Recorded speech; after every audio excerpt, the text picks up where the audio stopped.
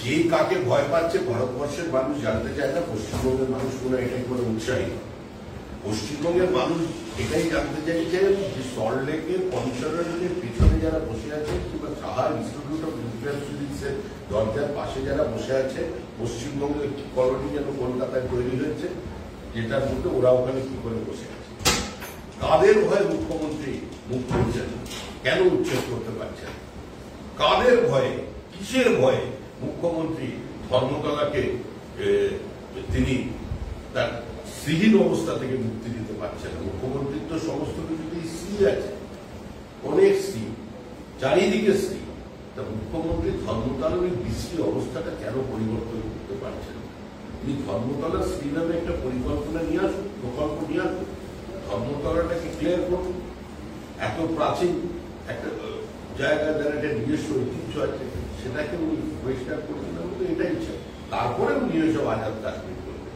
মুখ্যমন্ত্রীর এ ধরনের বিবৃতি দেওয়ার অর্থ হলো এগুলো পাকিস্তানের সংবাদপত্রে ছাপা হবে, এটা ভারতীয় সংবাদ মাধ্যমের জন্য নয়। জব্দ করার ব্যাপার উনি যেভাবে রাজনীতি করেন সেটাই ওনার বক্তব্যে একটু উঠে এসেছে। 9 জুলাই সারা ভারতে 9 জুলাই সারা ভারতে ধর্মঘট ছিল। জায়গাতে শিক্ষক বা যারা সরকারি কর্মচারী তাদের না আসার জন্য তাদের বিরুদ্ধে ব্যবস্থা নেওয়া হয়েছিল। আজকে একাধিক জায়গায় দেখা যাচ্ছে সরকারি অফিসগুলো ফাঁকা এবং স্কুল বন্ধ করে দেওয়া হয়েছে। আজকে একাধিক জায়গায় দেখা যাচ্ছে সরকারি অফিস ফাঁকা এবং স্কুল বন্ধ করে দেওয়া হয়েছে, কিন্তু ধর্মঘট মানুষকে দেখুন 1 বছর এটার জন্য অপেক্ষা করতে হবে, এটা কিছু করার নেই।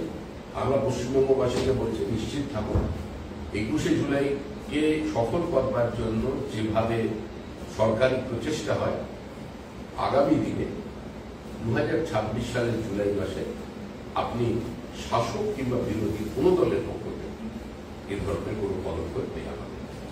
পরিবর্তনের পর যে নতুন সরকার আসবে, তারা স্কুল বন্ধ রাখবে না, তারা জোর করে সমস্ত বাস তুলে দেবে না, মানুষকে যেতে বাধ্য করবে না, এবং যারা বিরোধী অবস্থাতে থাকবে তাদের সেই শক্তি থাকবে। একটা লাস্ট প্রশ্ন দাদা, আজকে কলকাতা হাইকোর্টে যে নির্দেশ ছিল নিয়োগ নিয়ে, সেই নিয়োগে এসএসসি নিয়োগের নির্দেশকে আজকে সুপ্রিম কোর্ট বহাল রেখেছে, বলেছে যে নিয়োগ প্রক্রিয়া, সেই নিয়োগ প্রক্রিয়া জারি থাকবে।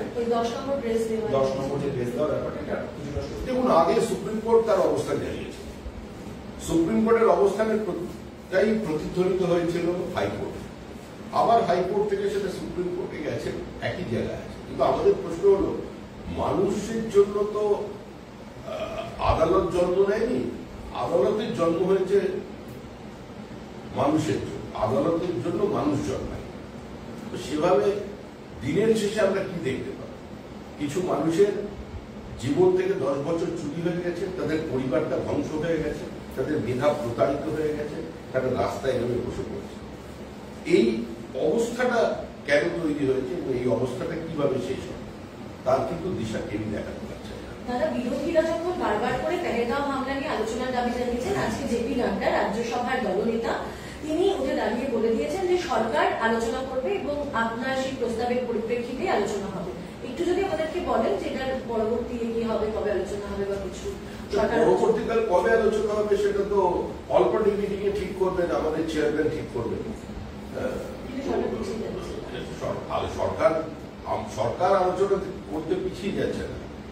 সরকারের পক্ষ থেকে, আমি তো সরকারি দলের পক্ষ থেকে প্রস্তাব এনেছি, কিন্তু সত্যটা শোনার মতো ধৈর্য বা ক্ষমতা বা কোনো যুক্তি উপস্থাপিত করবার মতো অবস্থায় বিরোধীরা নেই। তাই নিজেদের মুখ পূর্বে বলে হয়তো তারা এভাবে পার্লামেন্ট থেকে বেরিয়ে যাচ্ছে, পার্লামেন্টকে অচল করে দেওয়ার চেষ্টা। এই সরকার তো আলোচনা চায়। এই সম্পর্কিত একটা গুরুত্বপূর্ণ প্রশ্ন। মমতা বন্দ্যোপাধ্যায় আজকে বলেছেন যে পাক অধিকৃত কাশ্মীর কেন দখল করা গেল না? আপনারা কি হিন্দু? আপনাদের কন্ট্রোল করছে মার্কিন প্রেসিডেন্ট। ট্রাম্পকে ভয় পাচ্ছেন, ট্রাম্পকে ভয় পাচ্ছেন আপনারা। কে কাকে ভয় পাচ্ছে ভারতবর্ষের মানুষ জানতে চায় না, পশ্চিমবঙ্গের মানুষ মনে হয় এটাই করে উৎসাহিত। পশ্চিমবঙ্গের মানুষ এটাই জানতে চাইছে যে সল্টলেকের কমিশনারের পিছনে যারা বসে আছে কিংবা সাহার ইনস্টিটিউট অফ নিউক্লিয়ার ফিজিক্সের দরজার পাশে যারা বসে আছে, পশ্চিমবঙ্গের একটি কলোনি যেন কলকাতায় তৈরি হয়েছে, যেটার মধ্যে ওরা ওখানে কি করে বসে আছে। কাদের ভয়ে মুখ্যমন্ত্রী মুখ খুলছেন, কেন উচ্ছেদ করতে পারছেন? কাদের ভয়ে, কিসের ভয়ে মুখ্যমন্ত্রী ধর্মতলাকে তিনি তার শ্রীহীন অবস্থা থেকে মুক্তি দিতে পারছে না। মুখ্যমন্ত্রীর তো সমস্ত কিছুতেই শ্রী আছে, অনেক শ্রী, চারিদিকে শ্রী। তা মুখ্যমন্ত্রী ধর্মতলার ওই বিশ্রী অবস্থাটা কেন পরিবর্তন করতে পারছেন? তিনি ধর্মতলার শ্রী নামে একটা পরিকল্পনা নিয়ে আসুন, প্রকল্প নিয়ে আসুন, ধর্মতলাটাকে ক্লিয়ার করুন।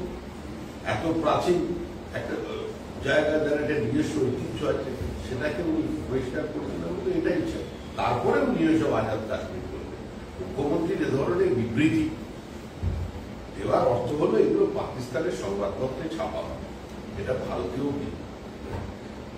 সংবাদ মাধ্যমের জন্য নয়, জব্দ করার ব্যাপার। উনি যেভাবে রাজনীতি করেন সেটাই ওনার বক্তব্যে একটু উঠে এসেছে। দাদা 9 জুলাই সারা ভারতে প্রশ্ন, 9 জুলাই সারা ভারতে ধর্মঘট ছিল, সেই জায়গাতে শিক্ষক বা যারা সরকারি কর্মচারী তাদের না আসার জন্য তাদের বিরুদ্ধে ব্যবস্থা নেওয়া হয়েছিল। আজকে একাধিক জায়গায় দেখা যাচ্ছে সরকারি অফিসগুলো ফাঁকা এবং স্কুল বন্ধ করে দেওয়া হয়েছে। আজকে একাধিক জায়গায় দেখা যাচ্ছে সরকারি অফিস ফাঁকা এবং স্কুল বন্ধ করে দেওয়া হয়েছে, কিন্তু ধর্মঘট মানুষকে দেখুন 1 বছর এটার জন্য অপেক্ষা করতে হবে, এটা কিছু করার নেই। আমরা পশ্চিমবঙ্গবাসীকে বলছি নিশ্চিত থাকুন, 21শে জুলাইকে সফল করবার জন্য যেভাবে সরকারি প্রচেষ্টা হয়, আগামী দিনে 2026 সালের জুলাই মাসে আপনি শাসক কিংবা বিরোধী কোনো দলের পক্ষ থেকে এ ধরনের কোনো পদক্ষেপ নেই। আমাদের পরিবর্তনের পর যে নতুন সরকার আসবে, তারা স্কুল বন্ধ রাখবে না, তারা জোর করে সমস্ত বাস তুলে দেবে না, মানুষকে যেতে বাধ্য করবে না, এবং যারা বিরোধী অবস্থাতে থাকবে তাদের সেই শক্তি থাকবে। একটা লাস্ট প্রশ্ন দাদা, আজকে কলকাতা হাইকোর্টে যে নির্দেশ ছিল নিয়োগ নিয়ে, সেই নিয়োগে এসএসসি নিয়োগের নির্দেশকে আজকে সুপ্রিম কোর্ট বহাল রেখেছে, বলেছে যে নিয়োগ প্রক্রিয়া, সেই নিয়োগ প্রক্রিয়া জারি থাকবে। ওই 10 নম্বর ড্রেস দেওয়া, 10 নম্বর যে ড্রেস দেওয়ার ব্যাপারটা, এটা কিছুটা সত্যি। দেখুন, আগে সুপ্রিম কোর্ট তার অবস্থান জানিয়েছে, সুপ্রিম কোর্টের অবস্থানের তাই প্রতিধ্বনিত হয়েছিল হাইকোর্ট, আবার হাইকোর্ট থেকে সেটা সুপ্রিম কোর্টে গেছে, একই জায়গায় আছে। কিন্তু আমাদের প্রশ্ন হলো, মানুষের জন্য তো আদালত জন্ম নেয়নি, আদালতের জন্ম হয়েছে মানুষের জন্য, আদালতের জন্য মানুষ জন্মায়। তো সেভাবে দিনের শেষে আমরা কি দেখতে পাবো? কিছু মানুষের জীবন থেকে 10 বছর চুরি হয়ে গেছে, তাদের পরিবারটা ধ্বংস হয়ে গেছে, তাদের মেধা প্রতারিত হয়ে গেছে, তারা রাস্তায় নেমে বসে পড়ছে। এই অবস্থাটা কেন তৈরি হয়েছে এবং এই অবস্থাটা কিভাবে শেষ হবে, তার কিন্তু দিশা কেউই দেখাতে পারছে না। দাদা, বিরোধীরা যখন বারবার করে পেহেলগাঁও হামলা নিয়ে আলোচনার দাবি জানিয়েছেন, আজকে জেপি নাড্ডা রাজ্যসভার দলনেতা তিনি উঠে দাঁড়িয়ে বলে দিয়েছেন যে সরকার আলোচনা করবে এবং আপনার সেই প্রস্তাবের পরিপ্রেক্ষিতে আলোচনা হবে। একটু যদি আমাদেরকে বলেন যে এটার পরবর্তী কি হবে, কবে আলোচনা হবে বা কিছু? পরবর্তীকালে কবে আলোচনা হবে সেটা তো অল্প মিটিং এ ঠিক করবেন, আমাদের চেয়ারম্যান ঠিক করবেন।